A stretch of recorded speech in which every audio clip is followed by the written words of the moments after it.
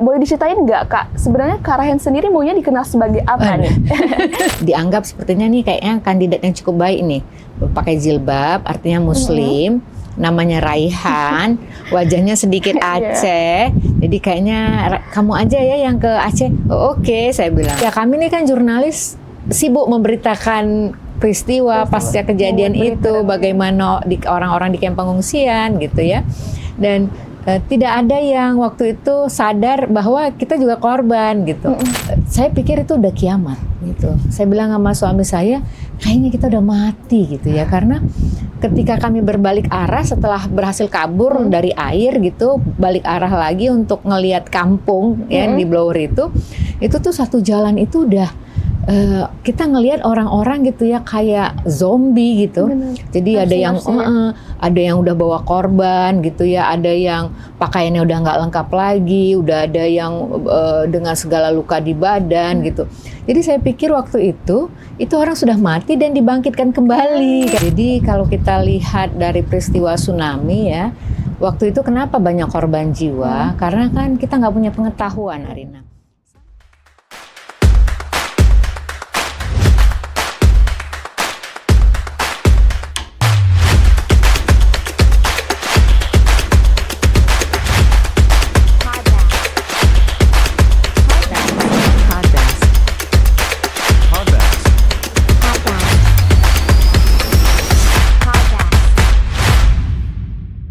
Podbas, podcast Balai Arsip Statis dan Tsunami.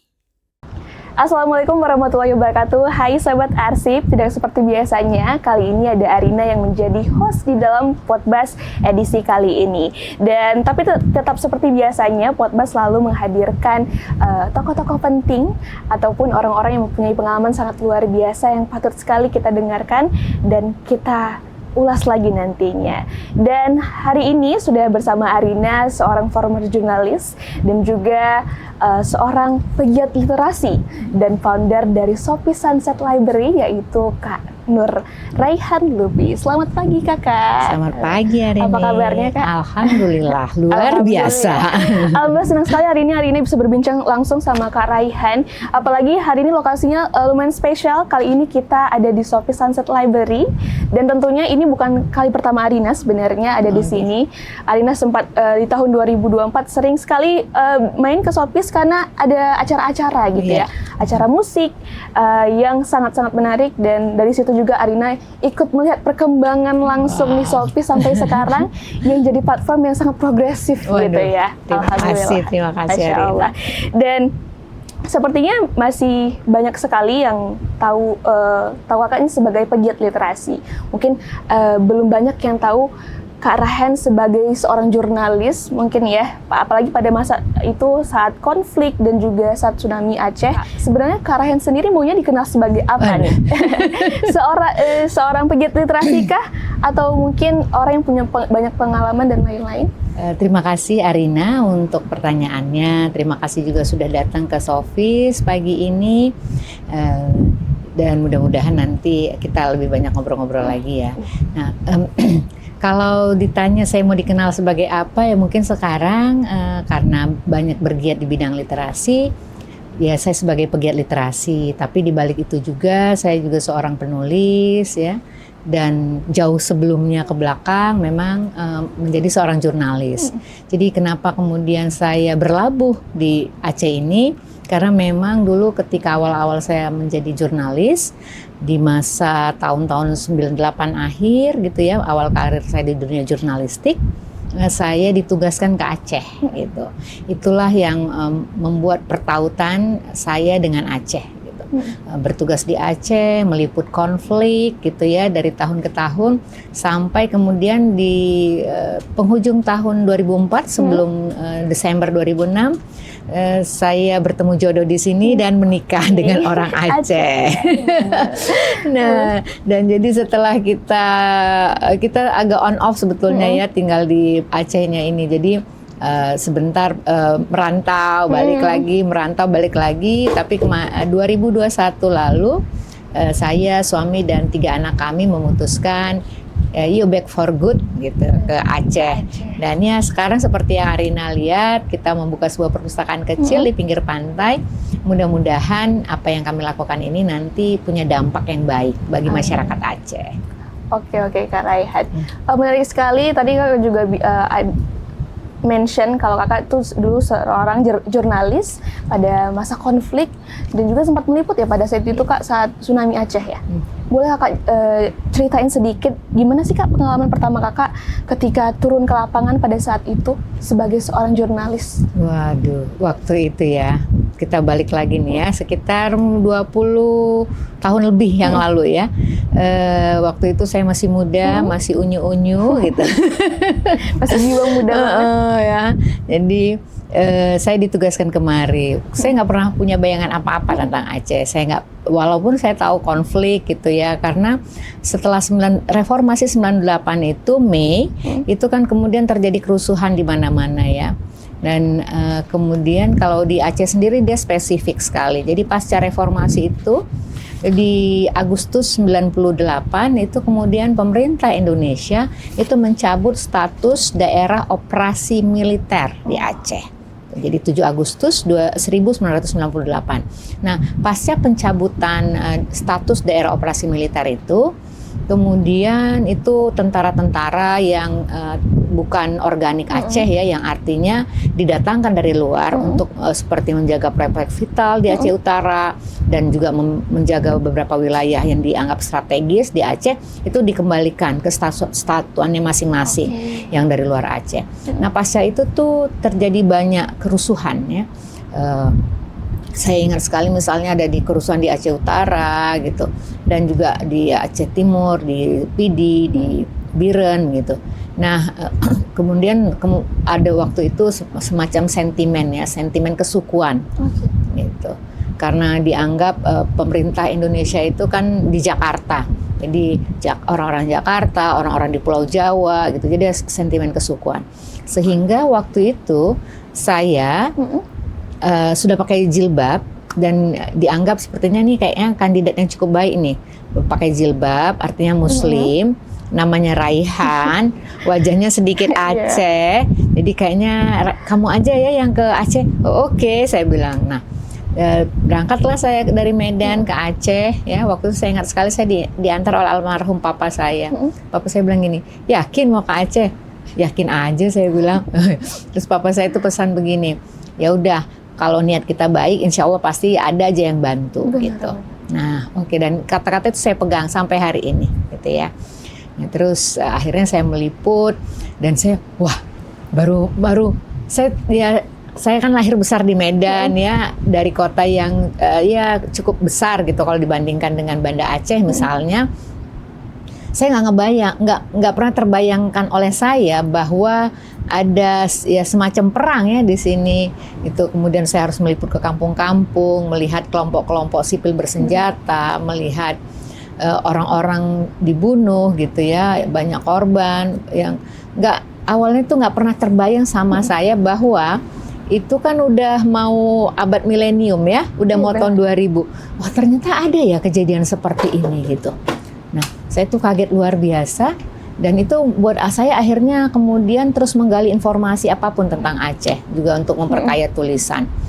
Dan sampai akhirnya itu tahun 99, kemudian saya menetap di sini beberapa lama untuk ditugaskan gitu, karena eskalasi kekerasan masa itu Arina makin tinggi gitu ya, makin banyak korban. Jadi saya tidak terlalu efektif kalau misalnya pulang pergi, karena waktu itu saya bekerja di salah satu media nasional, tapi base-nya itu di kota Medan. Jadi kantor cabangnya di Medan. Nah, akhirnya saya ditempatkan di sini. Terus makin lama makin tinggi eskalasi segala macam. Saya bilang kayaknya saya agak give up dulu nih gitu. Mungkin agak, kalau anak sekarang bilangnya mental health ya kan. Saya mengalami mungkin satu goncangan ya, yang karena namanya anak Medan, terus kemudian dikirim ke situasi yang tidak pernah terbayangkan oleh saya. Berat sekali waktu itu situasinya. Akhirnya saya ditarik ke Jakarta sebentar, kemudian di 2001 saya kembali lagi kemari.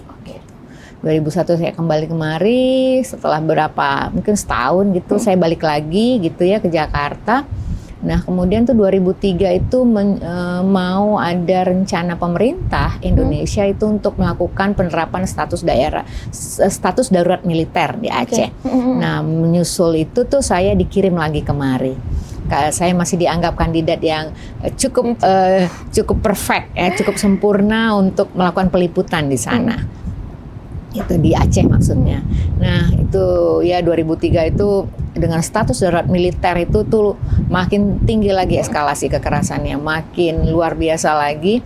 Dan apalagi waktu itu karena militer ya, segala sesuatu itu kan penguasanya itu militer gitu, jadi sipil tidak.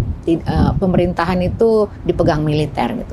Jadi situasi juga bertambah buruk. Dan sampai akhirnya itu penerapan status darurat militer itu Mei 2003, setahun kemudian itu berubah menjadi statusnya darurat sipil. Beberapa bulan setelah itu terjadilah sebuah bencana yang kita kenal dan kita ketahui sampai hari ini disebut gempa dan tsunami Samudra Hindia 2004 ya. Nah 3 bulan sebelum kejadian itu saya menikah. Itu baru sekali ya, menikah. Jadi kami menikah 3 bulan dan kemudian terjadilah tsunami itu. Nah itu saya masih jadi jurnalis ya. Terus setelah Januari itu ternyata kantor itu menawarkan pada saya, kan waktu itu situasi masih kacau balau ya. Kita nggak tahu apakah akan ada kehidupan gitu ya, walaupun bantuan terus berdatangan masa itu dari berbagai negara. Kantor waktu itu menanyakan sama saya, mau nggak pindah ke Jakarta? Terus saya rasa-rasa enggak lah, saya di sini saja gitu. Saya di sini mengikuti perkembangan proses bagaimana kemudian Aceh berbenah dari situasi itu, karena waktu itu bagi saya itu kayak kiamat ya. Jadi ketika karena Pak Rayhan juga seorang penyintas ya. Iya betul. Jadi waktu kejadian Minggu pagi itu setelah gempa, karena kita jurnalis ya, kan penasaran, curious apa yang terjadi di kota. Jadi waktu itu kami tinggal di kawasan Blower di Jalan Singgah Mata. Terus kita pergi ke Masjid Raya. Nah di Masjid Raya itulah kita sempat mengambil beberapa video dan setelah itu air datang. Nah kita kabur kan dari Masjid Raya. Nah peristiwa memang cepat sekali ya Rina, cepat sekali sampai kemudian kota itu ya lumpuh ya, hancur gitu, sebagian kota hancur dan itu sangat cepat sekali gitu waktunya. Saya pikir itu udah kiamat gitu. Saya bilang sama suami saya, kayaknya kita udah mati gitu ya, karena ketika kami berbalik arah setelah berhasil kabur dari air gitu, balik arah lagi untuk ngelihat kampung ya di Blower itu tuh satu jalan itu udah kita ngelihat orang-orang gitu ya kayak zombie gitu. Jadi ada yang udah bawa korban gitu ya, ada yang pakaiannya udah nggak lengkap lagi, udah ada yang dengan segala luka di badan gitu. Jadi saya pikir waktu itu orang sudah mati dan dibangkitkan kembali kayak gitu. Nah jadi saya bilang sama suami, ini kayaknya kita di padang mahsyar nih. Kita kadang nggak punya pengetahuan kan tentang tsunami. Jadi saya pikir ini kita sudah mati, terus kita dihidupkan kembali dan kita di somewhere kayak gitu. Terus suami saya bilang, enggak, kita masih hidup nih. Dia bilang, oh iya, tapi kan kita shock ya. Bayangkan kita keluar dari rumah memang setelah gempa ya, ada yang hancur bangunan. Tapi kemudian kita balik lagi itu udah air di mana-mana, korban udah hanyut di mana-mana. Terus kita ke depan lagi waktu itu ke sekitar area rumah kita itu nggak jauh dari kapal apung, kapal listrik. Jadi kan kita, kapal ini sampai di sini kayak gitu tuh kan buat kita shock. Rasanya kapal itu ada di Ulele ke tempat kita kan lumayan jauh ya, sekitar hampir mungkin 5 kilo kali ya, lebih kurang gitu. Jadi kan apa yang terjadi gitu, kita nggak punya pengetahuan. Nah situasi-situasi itu memang awal-awal buat kita shock, sampai akhirnya kita tahu apa yang terjadi dan ya kami tetap melakukan ini sebagai jurnalis. Jadi kebayang ya, kita udah korban, terus kita meliput. Iya benar. Apalagi kemudian saat itu saya kemudian baru tahu saya hamil beberapa minggu. Wah jadi di situasi-situasi yang cukup sulit gitu ya, saya baru hamil gitu ya, kemudian menjalankan profesi sebagai jurnalis. Terus kita nomaden karena rumah kita nggak bisa ditempati. Jadi rumah kita nggak hancur, tapi lumpur dan segala macam lumpurnya itu hampir lewat lutut gitu, yang artinya harus dibersihkan. Jadi kita nggak bisa tinggal. Jadi kita ngungsi gitu. Gimana tuh, Kak? Kami tinggal di mobil, Arina. Jadi kita mobile ya. Cuman Kak Rayhan dan suami berarti ya? Jadi waktu itu mertua ya, adik-adik suami itu mereka pulang ke tempat saudara ada di karena dari Jawa ya, mereka pulang ke Jawa. Nah, kami di sini kemudian bertahan. Setelah beberapa minggu di mobil, ada saudara yang kayak dia bilang, ya udah tinggal tempat kita aja gitu. Akhirnya kita ngungsi. Itu kami balik lagi mungkin ke rumah di Blower itu sekitar 2-3 bulan setelah pasca tsunami. Oke, Kak Rayhan. Berarti tadi Kak Rayhan juga mention kalau Kak Rayhan ada peran jurnalis Kak Rayhan yang keluar dan tetap harus dijalani ya kan, dengan segala kekeosan pada saat itu. Gimana sih Kak pada saat itu akhirnya Kakak memutuskan untuk tetap di Aceh, dan pada saat itu gimana komunikasi dengan para rekan kerja lainnya? Jurnalis lainnya, gimana tuh Kak komunikasinya pada saat itu, dan cara kerjanya pada situ seperti apa sih? Iya, jadi waktu itu saya sempat dinyatakan hilang, Arina. Oh, iya? Jadi saya bekerja di salah satu media online nasional yang cukup besar ya. Nah itu saya diberitakan hilang karena lost contact ya, kan kita hilang. Waktu itu di hari kejadian itu kan komunikasi semua putus begitu. Dan waktu terakhir sebelum air datang itu saya kan bertemu dengan beberapa rekan jurnalis. Tapi setelah air datang kan kita mencar. Nah setelah hari tsunami hari pertama itu kita langsung mengungsi ke kawasan di dekat Bandara Belang Bintang. Dan karena kita nggak bisa komunikasi putus, kita kan tidak terhubung dengan kawan-kawan jurnalis. Nah itu kemudian kan sampailah berita peristiwa itu di Jakarta gitu ya. Jakarta menghubungi kemari juga nggak bisa. Dan kemudian tuh seingat saya hari ketiga kalau tidak salah itu Wapres Yusuf Kala itu datang dari Jakarta beserta rombongan jurnalis. Nah saya waktu itu kan di Belang Bintang, saya nggak tahu nih kejadian bagaimana di kota gitu ya. Kami sempat pulang ke kota hari kedua, tapi setelah itu balik lagi ke pengungsian. Nah jadi di hari ketiga itu tim rombongan dari Jakarta datang, kawan-kawan dari jurnalis Jakarta datang, bertemu dengan sebagian kawan-kawan dari jurnalis di sini. Dan yang rekan dari kantor saya itu bertanya, terus mereka jawab, kayaknya Rayhan itu nggak selamat karena waktu air datang tuh posisi Rayhan itu di samping Masjid Raya gitu. Itu lokasi terakhir saya bertemu dengan kawan-kawan.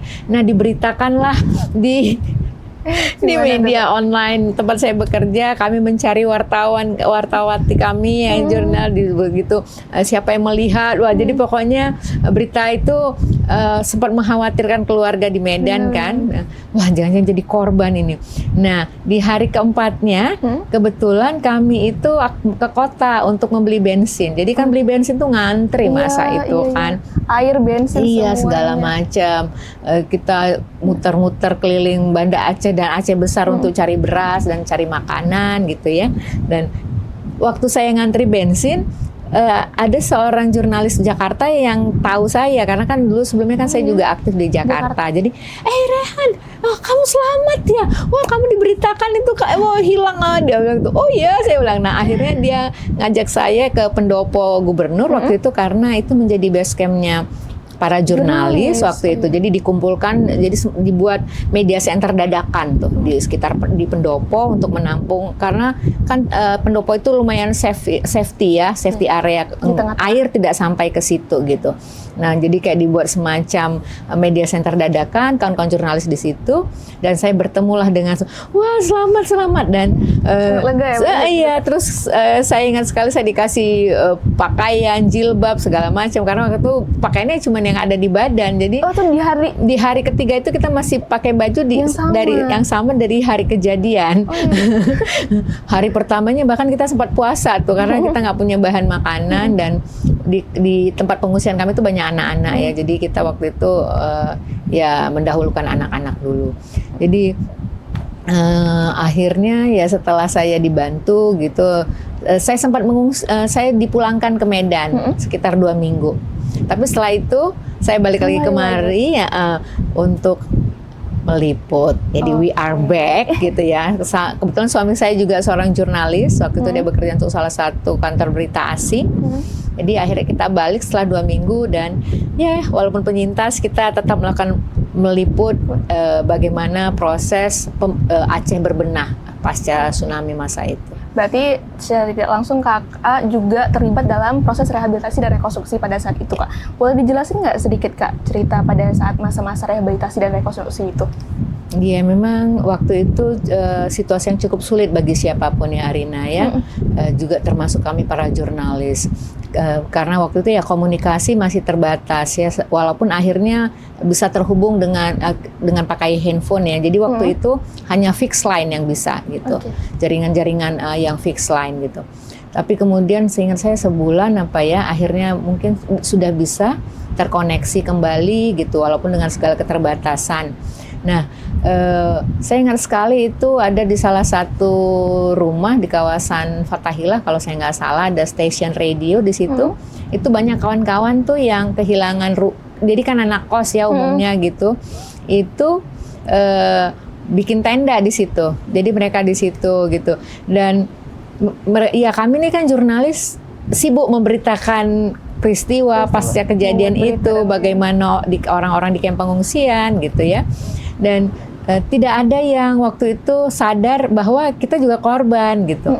Nah, saya tuh waktu itu kalau saya nggak salah ya, saya akhirnya menulis bagaimana para jurnalis yang juga para penyintas ini, tapi juga kemudian balik menjadi harus meliput gitu ya, harus bertugas begitu. Mau nggak mau harus tangguh. Iya, nah daya kelentingan ya. Kalau hari ini kita ngomong kelentingan kan, resilience-nya itu luar biasa. Jadi akhirnya saya menulis dan waktu itu kalau istilah sekarang kali mungkin viral ya. Nah, jadi orang, wah ternyata ini wartawan-wartawan penyintas juga ya. Ya iya, kita bilang gitu. Karena apa ya? Mereka juga umumnya waktu itu kan berada di kawasan-kawasan terdampak tsunami yang cukup parah gitu. Dan apalagi waktu itu juga banyak sekali kita korbannya, para jurnalis korban.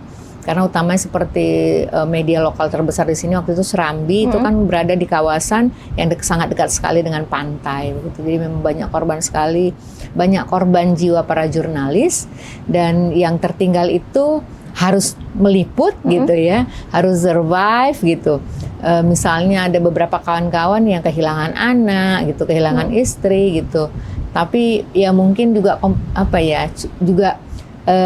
waktu itu mereka itu sekalian juga meliput, mencari korban dari keluarganya gitu. Jadi peristiwa-peristiwa itu yang waktu itu agak luput dari banyak mata kawan-kawan di sini ya, maksudnya jurnalis yang ada di Aceh. Sisi itu yang nggak terlihat. Akhirnya ya saya coba menulis bagaimana kehidupan para jurnalis yang survivor ini. Wah, tapi juga dia tetap harus bertugas gitu masa itu. Berarti Kak pada masa itu tadi Arina juga nangkap kalau berarti suami Kakak juga seorang jurnalis yang bekerja sama dengan atau bekerja di salah satu kantor berita asing. Apakah pada saat itu ada nggak Kak kerjasama atau pemberitaan mengenai kabar Aceh pasca bencana itu ada melibatkan NGO dari luar negeri kah? Iya, jadi waktu itu bukan pemberitaan mungkin ya, jadi bantuan ya. Jadi banyak sekali kan setelah pasca ya awal-awal kejadian itu orang-orang asing ya. Jadi seingat saya itu kalau nggak salah ya tentara Singapura gitu yang pertama datang, dan juga beberapa NGO gitu yang berada di base-base-nya yang di kawasan Asia Tenggara dan dari yang mungkin juga di Eropa, Amerika itu kan berdatangan kemari. Dan mereka banyak juga memberikan bantuan pada kami. Jadi kalau saya nggak salah itu, misalnya ada salah satu jaringan media besar di Inggris itu memberikan dukungan juga pada kawan-kawan jurnalis di sini untuk ada yang memberikan bantuan komunikasi gitu biar kita lebih mudah menyampaikan berita-berita keluar sehingga orang tahu apa yang terjadi di sini.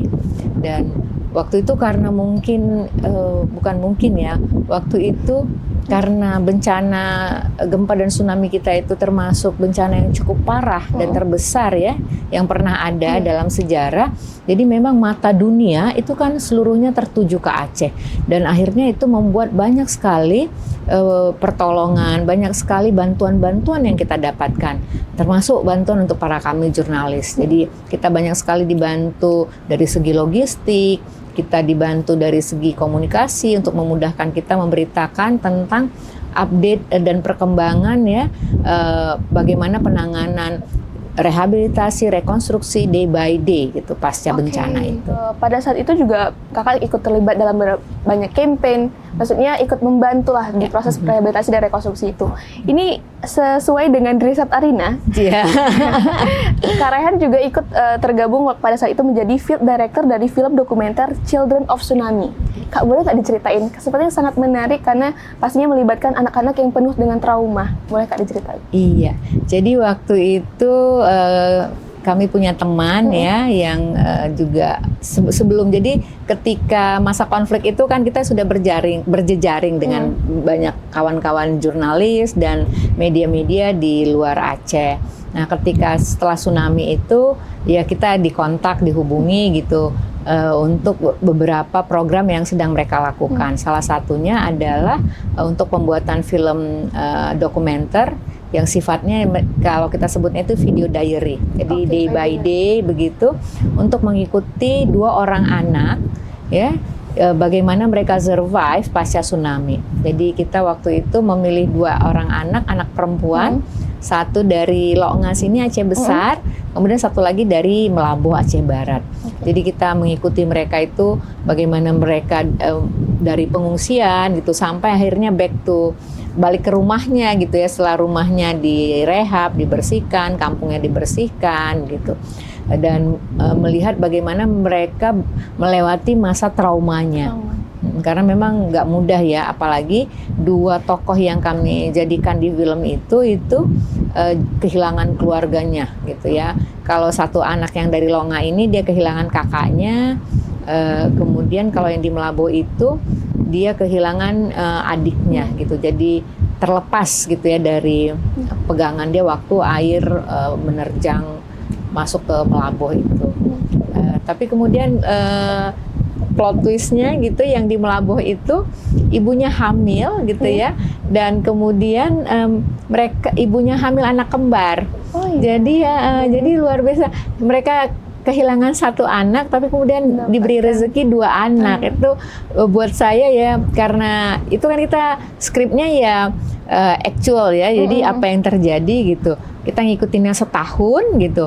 Nah pas mau penghujungnya itu wah ternyata dia punya bayi kembar gitu, sesuatu yang buat kita wah bahagian sekali.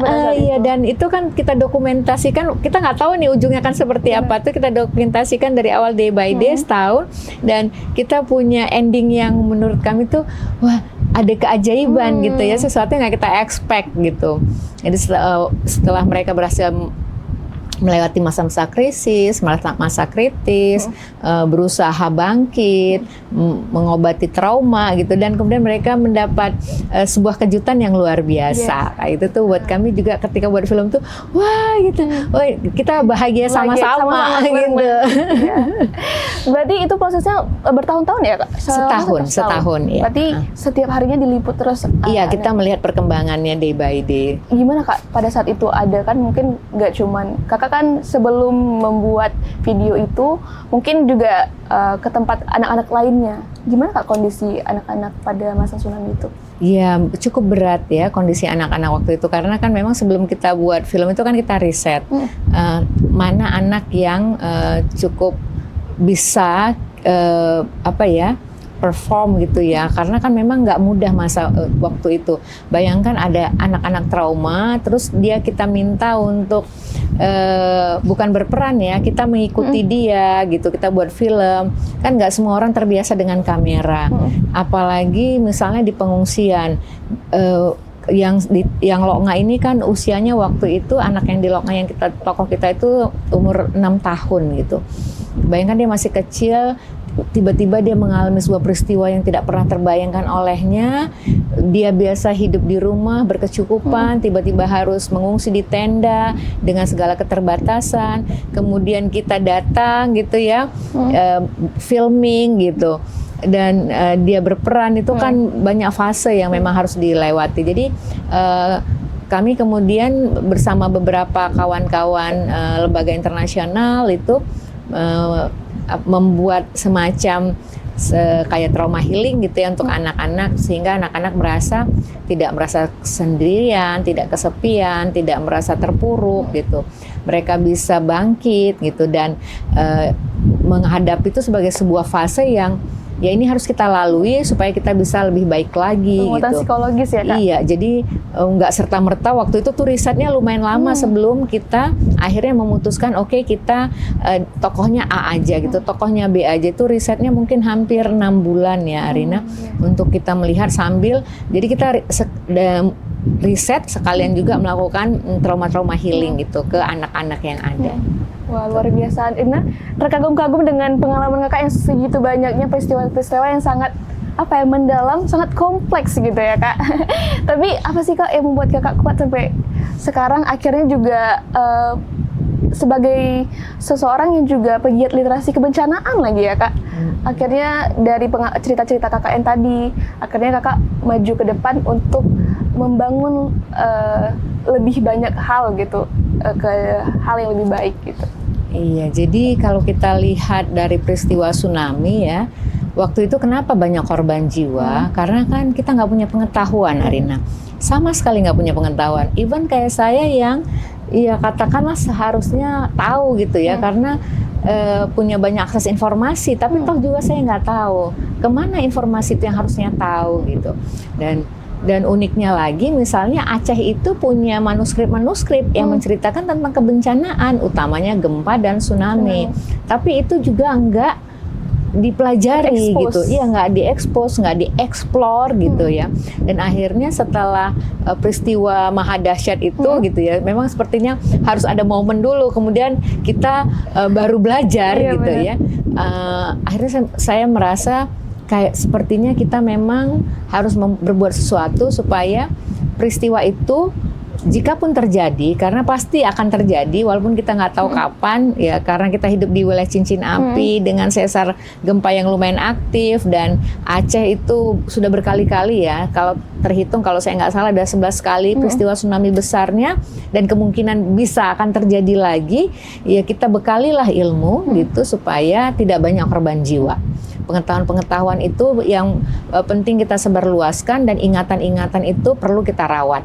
Nah itulah kemudian yang menjadi concern kami sekarang dalam melakukan giat-giat literasi. Salah satu program yang memang kami usung itu adalah terkait literasi kebencanaan. Supaya apa? Supaya orang aware, punya kesadaran bahwa kita hidup di daerah bencana, kita nggak hanya berdampingan, nggak hanya harus berdamai, tapi kita juga harus tahu biar kita bisa survive. Dan melihat hal ini, kakak sebenarnya gimana ingatan kolektif masyarakat Aceh ini terhadap tsunami dibentuk? Apakah sudah cukup menurut kakak pada saat ini? Sejujurnya nih Arina, ya kita memang masih jauh ya dari upaya-upaya merawat dan menyebarluaskan pengetahuan tentang kebencanaan. Tapi tanpa mengabaikan atau mengecilkan usaha-usaha yang dilakukan oleh banyak pihak. Tapi memang kita masih kurang gitu. Misalnya kita tidak punya kurikulum khusus tentang kebencanaan, itu tidak ada. Dan banyak sekali temuan-temuan ataupun hasil-hasil riset yang harusnya bisa berdampak, yang harusnya bisa disebarluaskan kepada khalayak ramai, itu masih belum cukup ya, belum banyak untuk dilakukan. Sehingga pengetahuan-pengetahuan itu umumnya hanya berada di rak-rak buku para peneliti gitu ya, tidak disebarluaskan. Pengetahuannya tidak menjadi pengetahuan bersama begitu. Jarang sekali kita melihat ada pengetahuan-pengetahuan atau riset-riset yang kemudian disebarluaskan, kemudian dapat diimplementasikan gitu ya, ataupun direplikasikan. Padahal kan kita ini menjadi laboratorium ya. Tapi bukti nyata gitu. Iya, bukti nyata bagaimana kita bisa deal dan survive ya sampai hari ini gitu. Orang-orang balik lagi ke zona merah gitu kan. Iya, benar.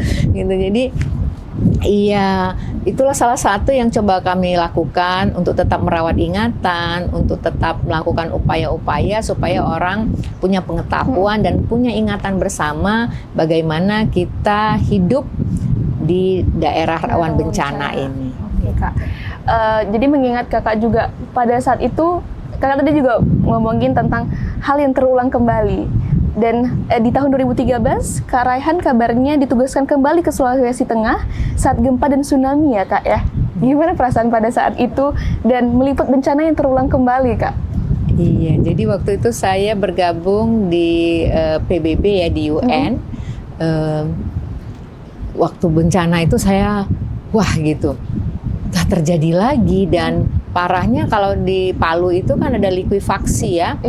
Di kita ini kan ketika misalnya saya sebagai survivor itu kan punya pengalaman misalnya ya air laut masuk ke darat, menghantam daratan, kemudian surut gitu, dan kita masih bisa menyaksikan walaupun bangunan rubuh gitu, kita masih bisa menyaksikan gitu ya.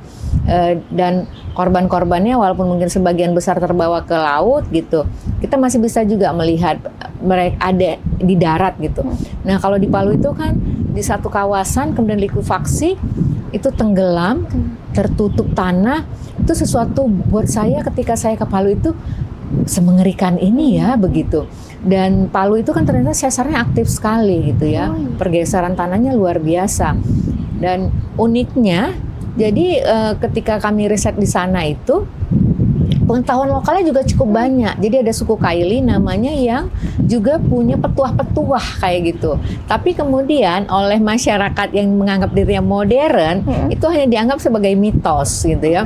Dianggap sebagai dongeng-dongeng. Jadi sama seperti di Aceh. Jadi pengetahuan-pengetahuan leluhur, pengetahuan-pengetahuan lokal itu tidak dianggap sebuah sains gitu.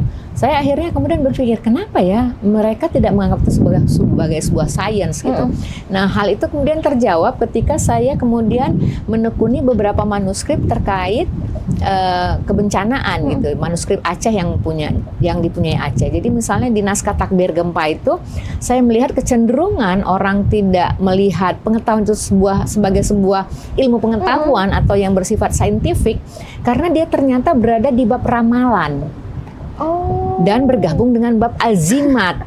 Kebayang ya orang Aceh yang sangat religius ini, yang sangat mengedepankan nilai-nilai agama, tapi kemudian pengetahuan itu berada di bab ramalan, artinya sesuatu yang mungkin terjadi, mungkin tidak gitu. Dan kemudian ada bab azimat, ada jimat-jimat begitu kan, sesuatu yang kayaknya agak jauh gitu ya dari nilai-nilai hari ini ya, dengan konteks hari ini. Maka saya pikir, oh ternyata sepertinya itu gitu. Dan misalnya kalau kayak kejadian di Palu, kenapa tidak populer syair-syairnya para suku Kaili itu, karena ternyata juga sudah banyak pendatang di kawasan Palu, sehingga pengetahuan itu tidak tertransfer dengan baik karena pendatang ya. Jadi mungkin ada yang terputus informasinya. Nah jadi kemudian kesadaran-kesadaran itulah yang memicu dan menginisiasi kami untuk melakukan transfer knowledge, pengetahuan-pengetahuan masa lalu itu dibungkus dengan konteks kekinian, sehingga orang-orang hari ini mempelajarinya merasa bahwa mereka punya relevansi untuk mempelajari itu. Ada keterhubungan kayak gitu. Oke, menarik sekali karena lagi-lagi pengalaman yang nggak biasa ya Kak ya. Itu mungkin bagi Kakak juga hal yang sangat luar biasa untuk mengalami hal tersebut. Tapi kita kali ini akan sedikit berpindah kembali karena akhirnya Kak Raihan juga setelah nomaden ya Kak, kembali lagi ya di tahun 2021 kembali lagi ke Aceh dan akhirnya membuka Sofi Sunset Library. Boleh Kak diceritain sedikit apa sih pemantik pertama Kakak ketika membuka Sofi Sunset Library? Iya, jadi akhirnya Arina pada tahun 2021 masih tengah-tengah masa pandemi itu ya, di mana saya dan suami itu masih bisa WFH, anak-anak juga masih sekolahnya daring. Kita memang memutuskan kayaknya kita back for good yuk ke Aceh gitu. Karena memang waktu itu situasi di mana-mana, karena kami kebetulan tinggal di Jawa itu kan agak ketat ya lockdownnya gitu. Jadi kita agak susah kemana-mana, dan kalau di Aceh ini kita paling tidak bisa ke pantai gitu ya, bisa jalan-jalan Tidak gitu, se-crowded. ke gunung kemana gitu. Kalau di sana kan terbatas dengan padatnya perumahan segala macam. Karena kebetulan kita tinggal di kota yang cukup padat gitu. Akhirnya iya yuk kita pulang. Nah di sini kan situasi pandemi itu jauh lebih ya rileks lah katakannya. Kita masih bisa ke pantai walaupun tidak berbondong-bondong gitu. Kita hanya dengan keluarga kecil kita ke pantai. Nah, sampai akhirnya kita ke sini dan ya mungkin itu takdir ya. Takdir yang baik. Ya. Kita akhirnya oke, kita sepertinya udah pas, udah merasa yakin ya kita kembali ke Aceh gitu. Satu keluarga kita kembali kemari.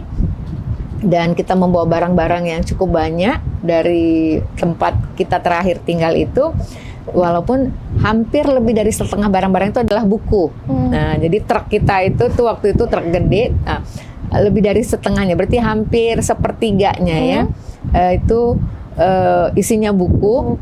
Dan sampai di sini rumah kita kecil, Arina. Jadi kami punya rumah di Samahani, rumahnya tipe 36. Jadi buku-bukunya hanya dalam kontainer gitu ya. Terus kayak kalau saya perlu saya cari atau ada teman yang datang, saudara mau baca buku silahkan. Sampai kemudian saya dan anak-anak berpikir kayaknya nih buku kita harus kasih udara ya, harus kita kasih kaki supaya lebih banyak manfaatnya gitu. Yuk buat pustaka gitu, apalagi dari pengalaman saya, suami gitu ya, dan anak-anak yang berpindah kota, berpindah pulau gitu. Dan juga tugas-tugas kami yang juga membuat kami pergi ke daerah-daerah terpencil, terluar dari Indonesia. Itu kita melihat kan sebetulnya minat baca itu nggak rendah. Sangat tidak rendah. Misalnya saya pernah ke salah satu pulau terluar di kawasan barat di Indonesia. Ketika kita bawa buku, mereka yang gembira sekali gitu membaca. Artinya apa? Artinya mereka tidak bisa membaca, tidak mau membaca karena memang bukunya tidak ada. Bukunya tidak ada, dan apalagi di kita ini buku mahal sekali ya, Rina. Nah, sekarang mahal dibilang sekali. Membaca buku adalah hobi yang mahal sekarang. Iya betul, karena mahal. Harga satu buku kadang bisa sama dengan harga 10 kilo beras. Ya dengan keterbatasan ekonomi pasti orang memilih kebutuhan pokoknya dulu baru beli buku. Nah itu kemudian memberikan kami semacam ingatan ya. Kalian punya banyak buku nih, ayo dong dibagi. Nah kita bukalah perpustakaan ini agar buku-buku ini lebih bermanfaat, agar orang-orang yang merasa dia mau baca tapi dia nggak punya kemampuan membeli, atau sebenarnya dia punya kemampuan membeli tapi dia pengen membeli hal yang lain. Nah kita buka pintu untuk mereka bisa membaca buku-buku ini. Walaupun di awal-awal tantangannya cukup berat, berat sekali. Apa tuh Kak? Tantangan di awal-awal Shopee Sunset Library. Iya, jadi ya ini mungkin Arina juga tahu ya, teknologi hari ini luar biasa. Orang sangat tergantung dengan gadget, baca bukunya, buku e-book gitu, cari informasinya melalui berbagai platform sosial media. Dan orang-orang bertanya ketika kami buka perpustakaan ini, memang ada yang mau baca buku gitu kan? Terus kita dengan PD-nya bilang, ada dong gitu kan. Nih kami, pede aja dulu. Benar. Terus apalagi kita kan bukanya ini di kawasan wisata, yang orang bilang, orang ke laut itu biasanya tuh makan ikan bakar, mandi laut, nggak ada tuh yang baca buku gitu kan. Dia bilang, tapi kita masih tetap pede, enggak, pasti ada gitu. Kita mau buat wisata alternatif gitu kan, dengan idealisme tinggi. Kita pengen buat wisata edukasi, wah gitu dong gitu. Oke, bukalah ini di pertengahan tahun 2022. Sebulan tidak ada pengunjung, Arina, ya kan? Itu tantangan sekali. Iya, 2 bulan teman-teman dekat yang sepertinya merasa kasihan dengan kami, yuklah kita ke sana untuk melihat perpustakaannya gitu. Jadi ya saudara-saudara dekat, kawan-kawan dekat.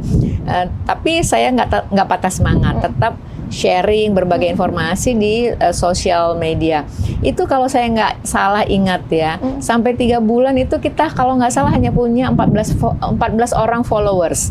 14 followers yang kita punya itu setelah 3 bulan gitu. Saya pikir ya kayaknya apa kita salah ya. Tapi kemudian saya pikir ya nggak apa-apa juga kalau orang nggak ada yang datang, ya udah kita aja. Apalagi waktu itu saya kan WFH. Jadi ya ini jadi kantor.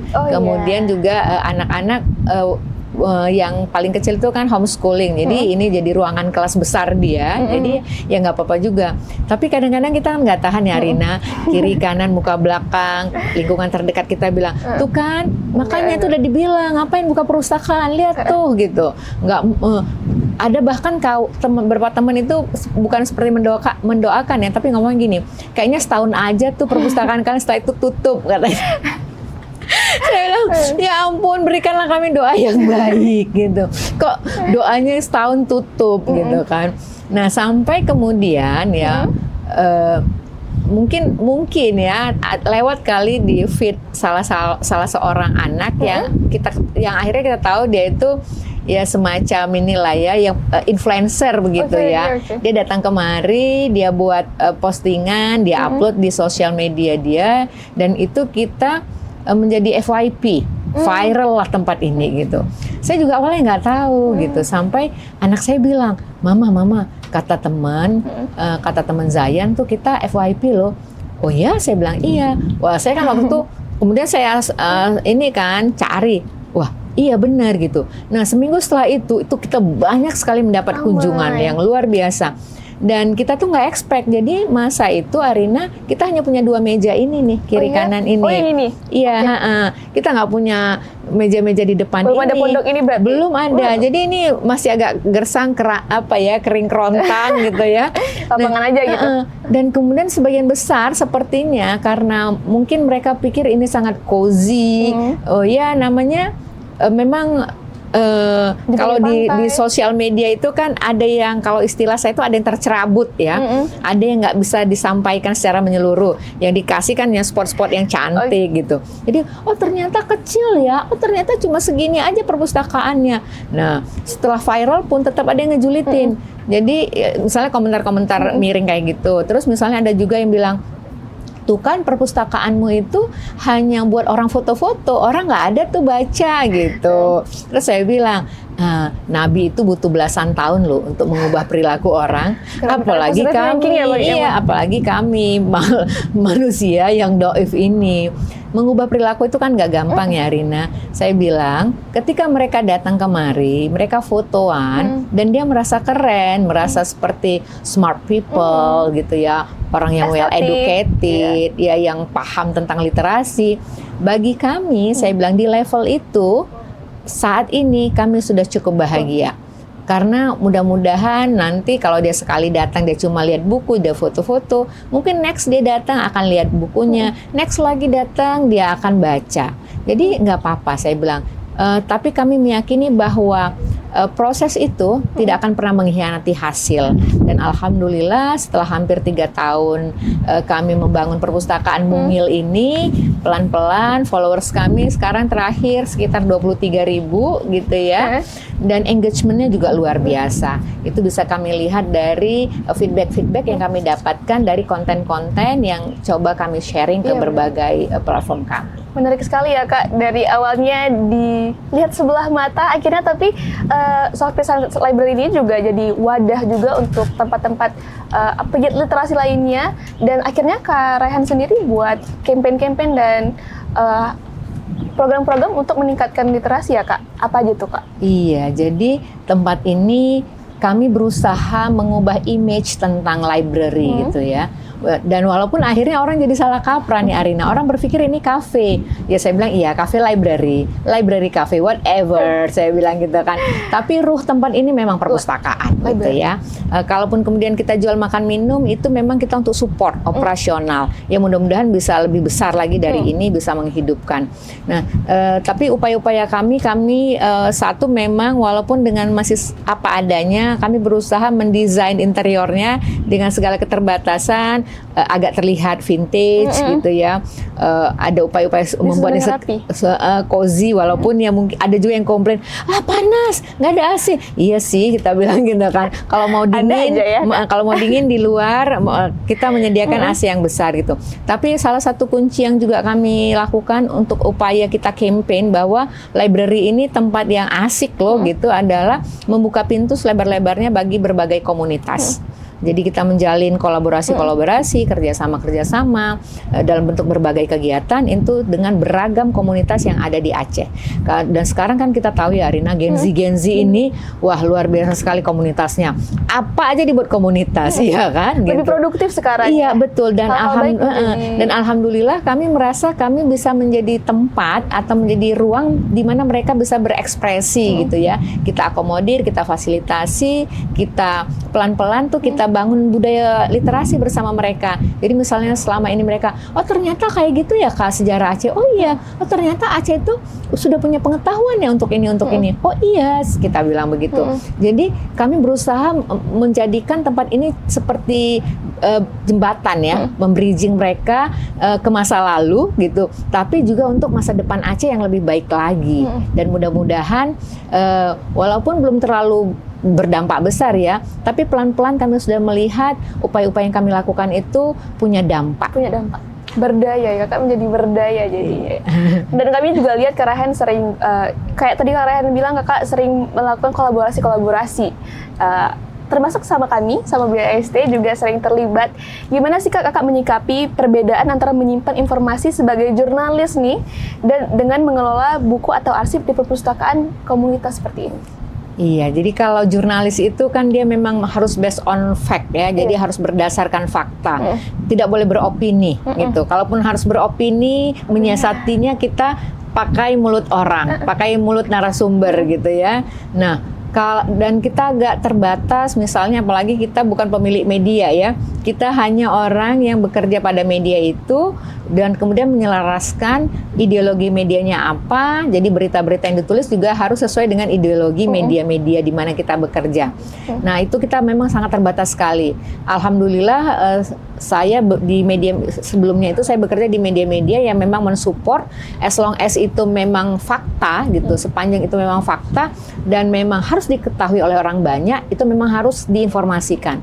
Jadi misalnya saya ingat ketika masa konflik di mungkin sekitar seminggu darurat militer, itu ada satu kejadian di mana ada ibu-ibu gitu ya, sipil itu dimobilisasi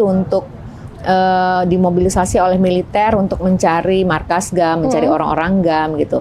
Nah, waktu itu di masa itu di jurnalis yang ada di Aceh ya, yang meliput kejadian itu, yang tahu peristiwa itu mengambil jarak aman gitu.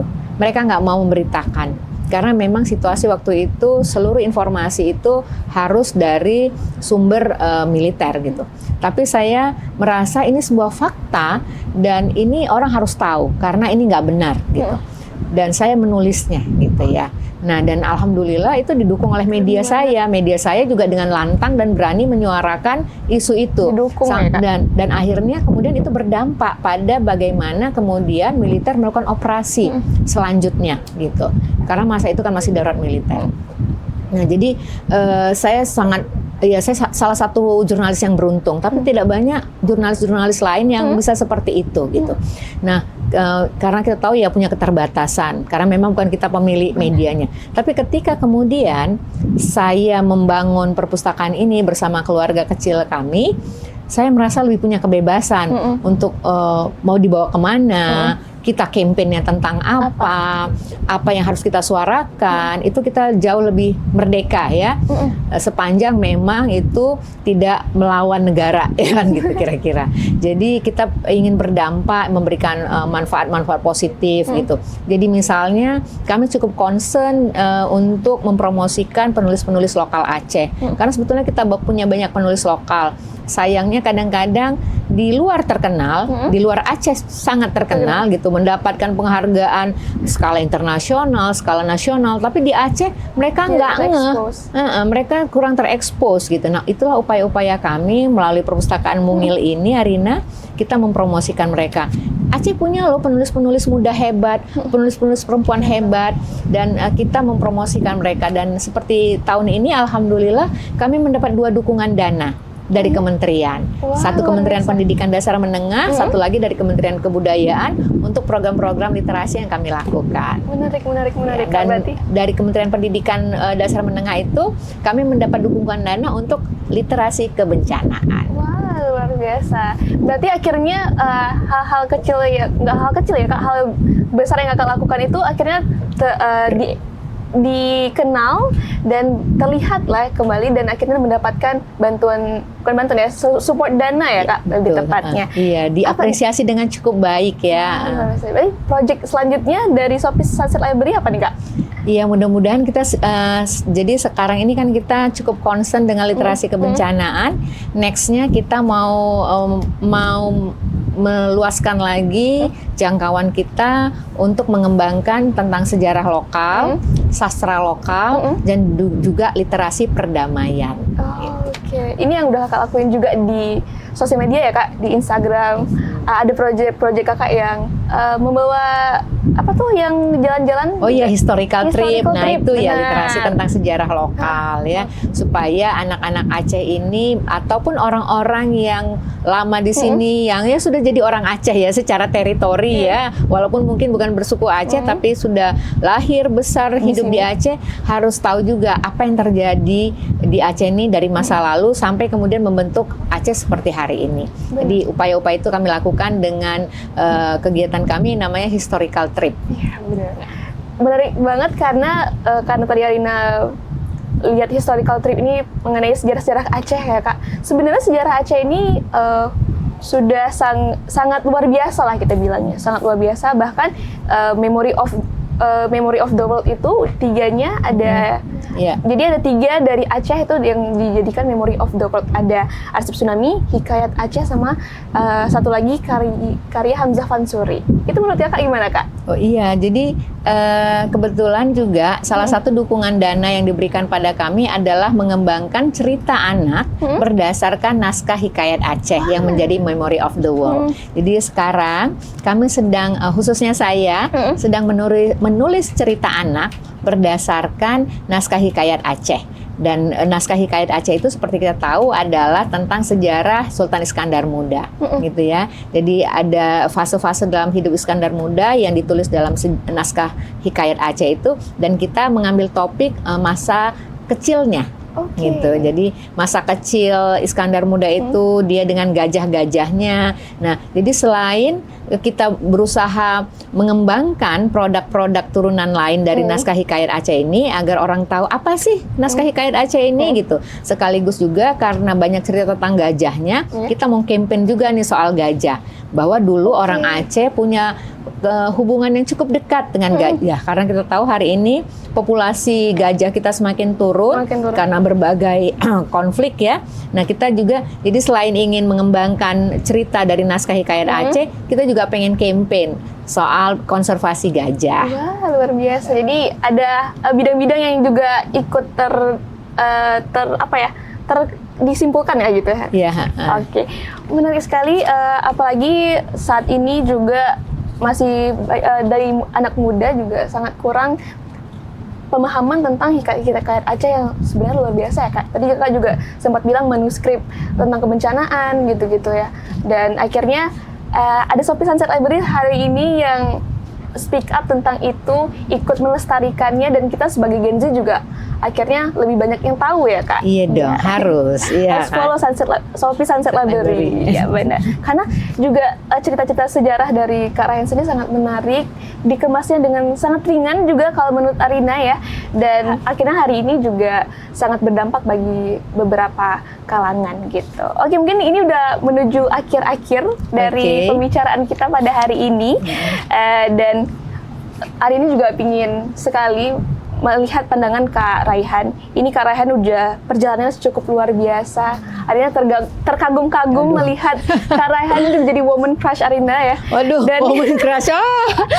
Dan kalau Kak Rayhan sendiri ngelihat perjalanan hidup Kak Rayhan yang sangat luar biasa, dari jurnalis di masa konflik, jadi penyintas tsunami, dan bahkan juga ikut meliput hingga menjadi pegiat literasi sekarang. Apa benang merah yang bisa Kakak tarik? Gitu. Iya, jadi sebetulnya hidup saya ini sangat juggling ya, juggling sekali ya, dan struggling sekali sebetulnya Arina. Jadi bayangkan anak yang lahir besar di Medan, kemudian terdampar di Aceh, kemudian menghadapi peristiwa-peristiwa yang menurut saya cukup out of the box ya. Ada peristiwa konflik, ada perang gitu, kemudian ada bencana terbesar abad ini gitu ya, dan peristiwa-peristiwa atau dinamika lainnya. Dan itu memang kemudian membentuk karakter dan kepribadian saya supaya jauh lebih tough gitu. Karena memang sangat struggling sekali. Bagaimana misalnya di masa konflik itu saya juga harus deal dengan mental saya, karena situasi waktu itu membuat kita memang ya terdampak ya, terpapar. Bayangin misalnya setiap hari kita harus menyaksikan orang-orang mati dengan berbagai cara yang cukup mengenaskan. Dan memotret lagi pada iya, saat itu. Apalagi waktu itu saya juga berprofesi sebagai fotografer. Dan kemudian di peristiwa tsunami itu kita juga melihat korban yang belum pernah kita saksikan sebelumnya. Peristiwa bencana alam yang juga nggak pernah kita tahu ada sebesar dan sedahsyat itu. Gitu. Jadi fase-fase itu memang membuat saya jauh lebih tough, jauh lebih ikhlas juga. Karena apa? Karena akhirnya saya menyadari bahwa segala sesuatu itu nggak abadi gitu. Jadi peristiwa tsunami itu utamanya menjadi salah satu titik balik hidup saya. Jadi itu seingat saya nggak sampai setengah jam, nggak sampai 30 menit, bayangkan setengah kota hancur. Nah itu membuat, dan kemudian barang-barang berharga apapun itu termasuk orang-orang yang kita sayangi itu hilang dalam sekejap. Itu membuat saya akhirnya merasa kita nggak bisa attach gitu, kita nggak bisa attach berlebihan. Jadi saya berusaha tidak melekat pada apapun. Nah, maka itu juga salah satu yang menginspirasi kami membuka perpustakaan ini adalah anti kemelekatan. Nah, kita nggak mau melekat dengan kebendaan, dengan benda-benda kepemilikan kita. Kita memang boleh memiliki 1-2 mungkin yang memang kita pengen sangat keep, tapi selebihnya coba kita sharing. Supaya apa? Supaya jauh lebih bermanfaat dan berguna buat orang banyak. Karena apa? Itu nggak abadi gitu. Peristiwa-peristiwa yang kami alami membuat kami merasa kita harus berbagi, karena dengan berbagi itu insya Allah kita akan dapat lebih banyak lagi, Arina. Wah, luar biasa kakak. Karena Arina juga mention dari kakak juga merekam, kakak juga menyimpan, dan kakak juga akhirnya membaca dan menyiarkan kembali lagi ya dari apa yang kakak pelajari gitu selama kehidupan kakak. Apa kak pesan untuk generasi muda saat ini? Aduh, pesannya ya, ini kalau pesan-pesan nih saya bingung nih. Nanti terkesan tua ya, padahal memang iya. Jadi pesan-pesannya satu, memang wajib baca ya, membaca. Dan biasanya kalau sudah membaca itu harapannya menulis ya, karena membaca dan menulis itu saudara kembar di Arina. Setelah itu syiarkanlah ya, syiarkan, berbagilah. Berbagi sebanyak yang kita bisa. Kita nggak bisa bagi materi, kita bagi pengetahuan kita. Nggak bisa kita bagi pengetahuan, kita bagi waktu kita. Apapun yang bisa kita sedekahkan, insya Allah biasanya energi-energi yang sudah kita keluarkan itu sepanjang positif, insya Allah akan berbalik lagi menjadi energi-energi positif bagi kita untuk kita bisa untuk kita berkarya lebih baik lagi dan menjadi manusia yang lebih baik lagi. Jadi yakini saja bahwa sepanjang kita istiqomah, komitmen untuk hal-hal baik, mudah-mudahan Tuhan dan semesta biasanya juga memberikan hal-hal baik buat kita. Wah, luar biasa. Arina dapat insight baru lagi setiap Kak Raihan ngomong tuh kayak dapat insight baru gitu terus. Dan akhirnya Arina sangat menikmati obrolan kali ini. Kak Raihan, Arina juga dapat pelajaran-pelajaran yang luar biasa dari Kak Raihan sendiri. Dan semoga pembicaraan kita nggak berhenti di sini ya Kak. Semoga akan ada kolaborasi-kolaborasi selanjutnya bersama BIST. Mungkin nanti akan ada kolaborasi yang luar biasa bersama Kak Raihan dan Shopee Sunset Library. Dan akhirnya mungkin Kak Raihan ada closing statement satu kali lagi? Bagi generasi muda Aceh, tetaplah terus melakukan hal-hal yang positif agar Aceh bisa lebih baik lagi ke depannya. Oke, luar biasa. Dan terima kasih banyak untuk Kak Raihan sendiri atas cerita dan refleksi yang sangat luar biasa pada hari ini. Dan Arina juga seperti Kak Arina bilang tadi, banyak sekali belajar pada hari ini. Dan karena ingatan yang tadi Kak Raihan dapatkan itu nggak cuma di-keep untuk dirinya sendiri, melainkan disiarkan kembali dan dikenang untuk belajar ngebangun masa depan yang lebih baik ya Kak.